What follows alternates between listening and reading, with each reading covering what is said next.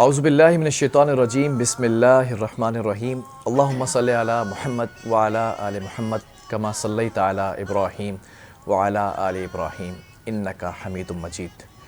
السلام علیکم ورحمۃ اللہ۔ تمامی لوگوں کو جو اس وقت مجھے دیکھ رہے ہیں سن رہے ہیں، مارننگ اسپاٹ کے اندر ہم کہہ چکے تھے پچھلے جمعے سے کہ 3 دن مختلف انداز ہوگا، منفرد روایات کے ساتھ اس پروگرام کو ترتیب دیا گیا ہے۔ 11ویں اور 12ویں کے جو ایک معاملات ہیں، ان معاملات کو پورا کرنا ہم سمجھتے ہیں کہ یہ فرض ہے۔ مارننگ شو کے اندر ہم مختلف ٹاپکس کو ڈسکس کرتے ہیں۔ آج ہم رسول اقدس حضرت محمد مصطفیٰ صلی اللہ تعالیٰ علیہ وسلم کی زندگی پر اور ان کی زندگی کے اہم جو واقعات ہیں اس پر گفتگو کرنا زیادہ اہم سمجھتے ہیں۔ اور میرے ساتھ جو مہمان موجود ہیں اس اسٹوڈیو کے اندر، میں نے اس وقت بھی کہا تھا، میں آج بھی یہ کہوں گا اور میں کل بھی یہ کہتا رہوں گا، ان کا جو تعلق ہے وہ عشاق کمیونٹی سے ہے۔ عشاق کمیونٹی کے بارے میں آپ کو پتہ ہے، جو عشق کرتے ہیں۔ ایک ہوتی ہے محبت کرنا، ایک ہوتی ہے عقیدت۔ ان سب سے پرے جو افضل ترین جو درجہ ہے نا وہ عشق ہے۔ عشق کی جو انتہا ہوتی ہے نا، عشق وہ ہے جو خون میں دوڑتا ہے، جو سانسوں کے اندر مہکتا ہے، جو دل میں دھڑکتا ہے، یہ وہ عشق ہے رسول سے۔ تو ان کا تعلق عشاق کمیونٹی سے ہے۔ کسی وقت بھی ہم ان کو کال کرتے ہیں تو ان کا جو مصروف ترین قیمتی وقت ہوتا ہے، یہ اس میں سے ہمیں وقت ضرور دیتے ہیں، صرف اس لیے کہ عبادت کرنے کا موقع مل جائے گا، سیٹ کے اوپر گفتگو کرنے کا موقع مل جائے گا، میری گفتگو آپ تک پہنچے گی تو آپ سب بھی اس محفل کے اندر، اس عشاق کمیونٹی کے اندر شامل ہو جائیں گے۔ ہمارے ساتھ اس وقت موجود ہیں مذہبی اسکالر ہیں اور بہت تجربے کار اور بہت سینئر ترین یہ شخصیت ہیں۔ جب گفتگو کرتی ہیں ان کا طرز تکلم اس قدر مؤثر ہے کہ کانوں میں رس گھولتی ہے ان کی آواز، دل میں اثر کرتی ہے ان کی آواز، اور آمادہ کر دیتی ہیں، حصار باندھ دیتی ہیں جب یہ ذکر کا آغاز کرتی ہیں۔ ہماری سب کی پیاری ہیں سرور عسکری آپا صاحب، کیسی ہیں آپ؟ خیریت سے ہیں؟ السلام علیکم، اللہ کا لاکھ لاکھ شکر، بالکل خیریت سے۔ بہت شکریہ کہ آپ نے وقت دیا، آج مصروف ترین وقت ہے آپ کا۔ انٹرو سن رہی تھی تو میرا یہ خیال ہے کہ کوئی قلم سے جہاد کرتا ہے، کوئی تلوار سے جہاد کرتا ہے، کوئی اپنی زبان سے جہاد کرتا ہے۔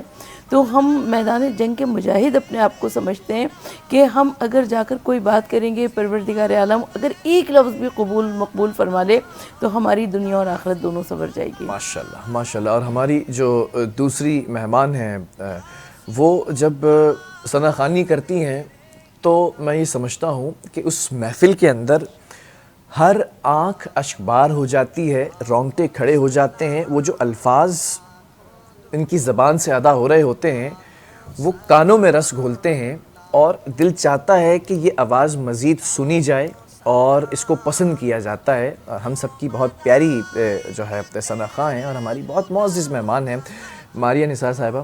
بہت شکریہ کہ آپ وقت نکال کر یہاں پر آئی ہیں۔ السلام علیکم۔ پہلے تو آپ سب لوگوں کا اور آپ کے پورے چینل کی ٹیم کا بہت شکریہ ادا کرنا چاہوں گی، اور ایک بار پھر آپ کو مبارک ہو 11ویں اور 12ویں کی ہو جاتی ہے۔ بالکل۔ آپ میں ذرا گفتگو کرنا چاہوں گا کیونکہ میرا شکوہ یہ ہے کہ دامن وقت کے اندر نا گنجائش کم ہوتی چلی جاتی ہے۔ یہ وقت بھاگتا ہے، وہ کہتے ہیں نا پہلے وقت اڑتا ہے، میں دیکھ رہا ہوں کہ واقعی اڑنا شروع ہو جاتا ہے۔ ابھی ہم آغاز کرتے ہیں اور ابھی جو ہے وہ اختتام ہو جاتا ہے اس ٹرانسمیشن کا۔ میں سوال یہ کرنا چاہوں گا کہ ہم نے پچھلی نشست کے اندر جو ہمارے مہمان تھے، ہم نے زندگی کا مقصد اور اہم پہلوؤں کے اوپر بات کی تھی۔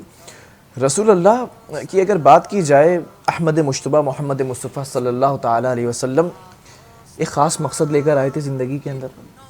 وہ تمام چیزیں عملی جامہ پہنائیں اور مختلف ادوار کے اندر مختلف طریقہ کار اور مختلف ہم سمجھ لیں کہ سیکھ دے کے گئے ہیں۔ تمام صحاباؤں سے ہمیں یہ چیزیں ملتی ہیں۔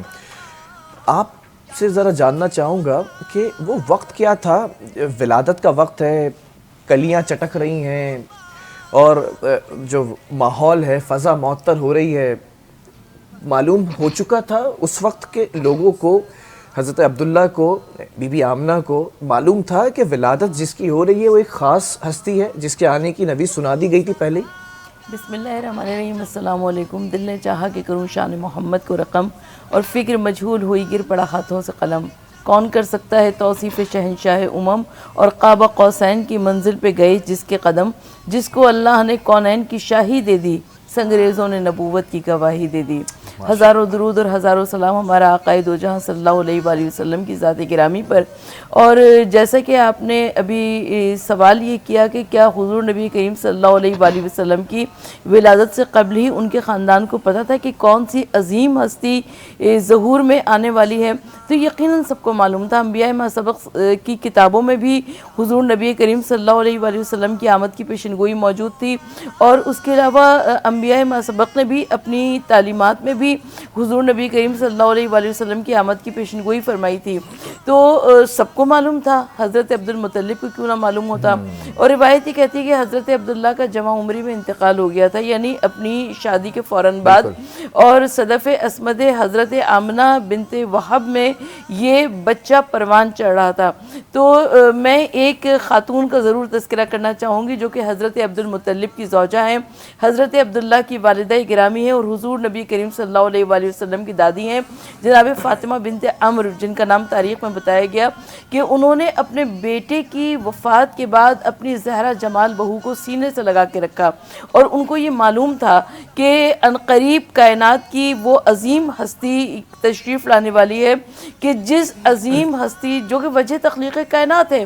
اور حضور نبی کریم صلی اللہ علیہ وآلہ وسلم کی جب ولادت ہوئی تو روایت یہ کہتی ہے کہ اتنا نور حویدہ ہوا کہ شام کے محلات تک روشن ہو گئے، اور حضور نبی کریم صلی اللہ علیہ وآلہ وسلم کی ولادت کی خوشی میں قیصر و کسریٰ کے کنگورے لرز گئے، اور ساوا کی وہ نہر جو کہ خشک پڑی ہوئی تھی اس میں پانی جاری ہو گیا۔ بہت سارے ایسے علامات، سارے معجزات تھے، نشانیاں نظر آئیں جو کہ ہمیں اس وقت کے جو معجزات میں نظر آتی ہے۔ تو حضور نبی کریم صلی اللہ علیہ وآلہ وسلم کے بہت سارے معجزات ہیں جو کہ تاریخ کی کتابوں میں بھی موجود ہیں، اور ہم سب کے لیے وہ ایک قیمتی امانت کے طور پر موجود ہیں۔ آج میں کوشش کروں گا جو خاص طور پہ خواتین زیادہ تر یہ صبح مارننگ شو دیکھ رہی ہوتی ہیں تو وہ اپنے بچوں کو واقعات، قصے، کہانیاں جو سناتی ہیں اس کے اندر نبی کی زندگی کے واقعات کو بھی شامل رکھیں۔ جب حضرت محمد مصطفیٰ صلی اللہ تعالیٰ علیہ وسلم نومولود تھے، پھر کم عمری تھی، 8-10 سال کے تھے، کچھ واقعات ہیں۔ اب میں چاہوں گا کہ آپ کی طرف میں آؤں، وہ واقعہ جب قافلہ لے کر گئے ہوئے ہیں، ایک شخص پوچھتا ہے کہ یہ کون شخصیت ہیں، وہ وہاں پر ہوتے ہیں۔ بلال دیکھیں، آپ کا موضوع بڑا پیارا ہے، اس لیے کہ میرے پی ایچ ڈی کے ڈاکٹریٹ کا ٹاپک بھی یہی تھا کہ حضور نبی کریم صلی اللہ علیہ وآلہ وسلم کے اخلاق حسنہ قبل از ولادت، یعنی قبل از اعلان رسالت، ولادت سے اعلان رسالت تک، یعنی ہم جب 40 برس کی عمر میں اعلان رسالت صلی اللہ علیہ وآلہ وسلم نے کیا تو ہم اس کو زیادہ میچر کرتے ہیں، لیکن جو 40 برس تھا وہ بھی کوئی کم اہمیت کا حامل نہیں تھا،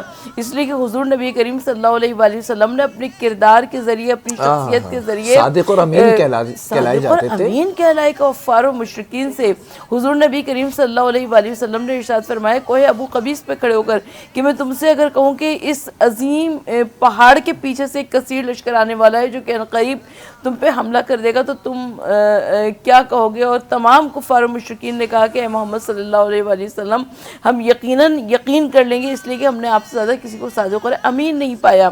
تو یہ جو 40 برس کی عمر تھی، اس میں سرکار دو عالم صلی اللہ علیہ وآلہ وسلم اپنے اخلاق سے، اپنے کردار سے اعلان رسالت کر رہے تھے۔ حضور نبی کریم صلی اللہ علیہ وآلہ وسلم، وہ اور بات ہے کہ 40 برس کی عمر میں اعلان نبوت و رسالت کیا۔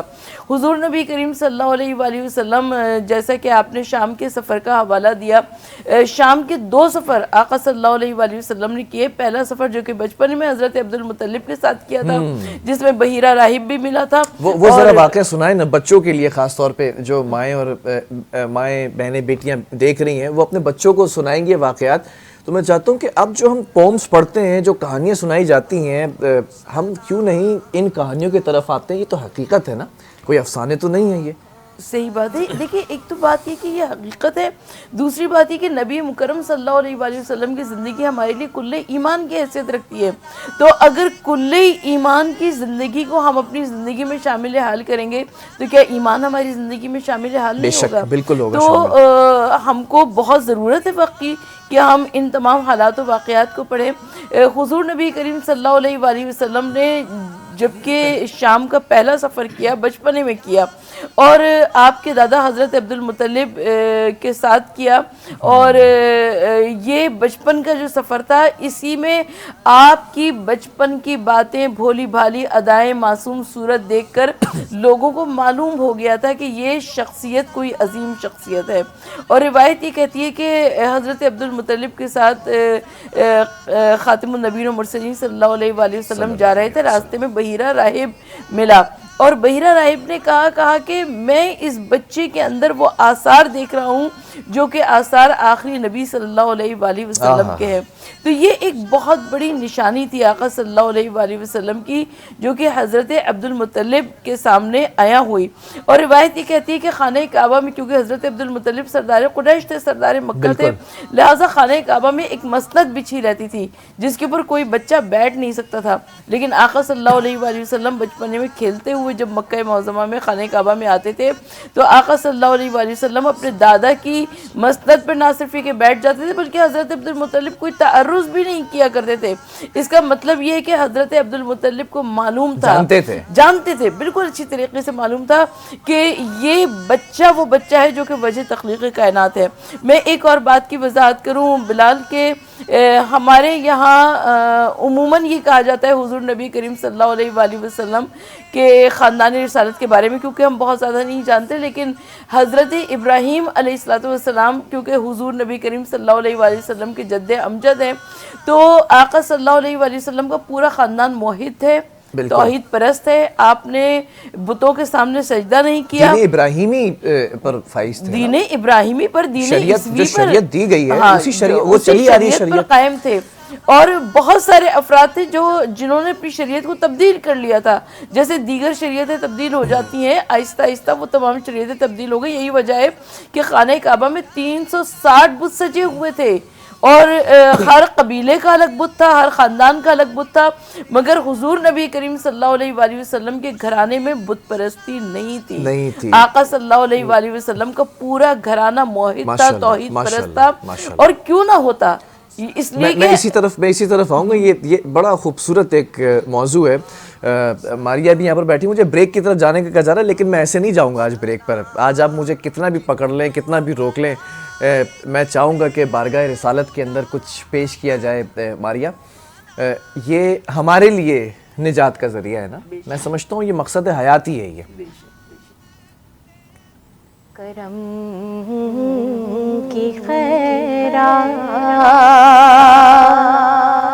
مل رہی ہے, کرم سے ان کے میں پل رہا ہوں, میں پیارے آقا کی نعت پڑھ کر, میں پیارے آقا کی نعت سن کر, میں پیارے آقا کی نعت پڑھ کر ایمان اپنا تازہ کر رہا ہوں, کرم کی خیرات. اور میں نام لیوا ہوں پنج تن کا جو نور ہے اس حسین چمن کا. میں جب سے ان کا گدا بنا ہوں, میں جب سے ان کا گدا بنا ہوں, میں جب سے ان کا قدا بنا ہوں، ہر ایک موسم میں پھل رہا ہوں، کرم کی خیرات، ہوا مخالف نہیں کوئی غم، چراغ میرا نہ ہوگا مدھم، ہے میرے سر پر نبی کا دامن، ہے میرے سر پر نبی کا دامن، میں گردشوں سے نکل رہا ہوں، کرم کی خیرات مل رہی ہے، کرم سے ان کے میں پڑھ رہا ہوں۔ ماشاءاللہ سبحان اللہ۔ ایک وقفے کی طرف جا رہے ہیں، اس کے بعد جب واپس آئیں گے تو جو علم کی شمعیں اس عرب معاشرے کے اندر اجاگر کی رسول اللہ نے، وہ جو تعلیمات ہیں، کہ آج ہم ان تمام تعلیمات پر پورا اترتے ہیں، ان کو پورے طریقے سے مانتے نظر آتے ہیں، یا پھر صرف ہم 11 اور 12 ربیع الاول کو سڑکوں پر باہر رش لگاتے نظر آتے ہیں؟ اس پر بھی گفتگو کریں گے وقفے کے بعد۔ یاسین و طٰہٰ تیرے ہی نام، خیر البشر پر لاکھوں سلام، لاکھوں درود اور لاکھوں سلام۔